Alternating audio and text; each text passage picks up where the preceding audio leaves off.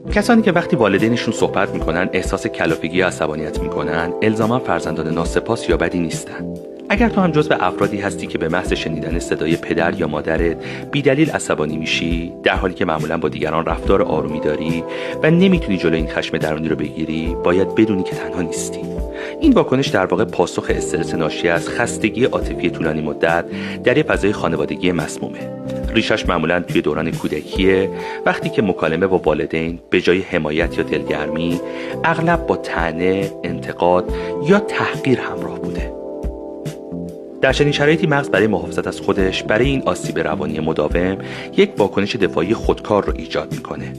این مکانیزم پرخاشگری است که برای بقاست. در این الگوی ارتباطی سرکوبگر، فرد دچار احساس درماندگی عمیق میشه که به اضطراب، حساسیت بیش از حد و عزت نفس پایین منجر میشه. وقتی بزرگ میشی، این خشم فروخورده خودش رو به شکل کم تحملی اتوماتیک نسبت به والدین نشون میده. کم کم از تماس با اونها تفره میری، دلت نمیخواد به تماساشون جواب بدی، حتی پیام‌های صوتیشون رو به سختی گوش میدی، چون تحمل صداشون رو نداری. پس نباید به سادگی قضاوت کرد که کسی که والدینش رو دوست نداره یا تحملشون رو نداره آدم ناسپاس یا بد اخلاقیه. به دیگران توصیه به مهربونی نکن وقتی از عمق رنجشون خبر نداری. یادت باشه کسی که هرگز عشق و مراقبت کافی رو دریافت نکرده، برای اینکه امروز فقط عادی به نظر برسه، از تمام توان و انرژیش استفاده کرده.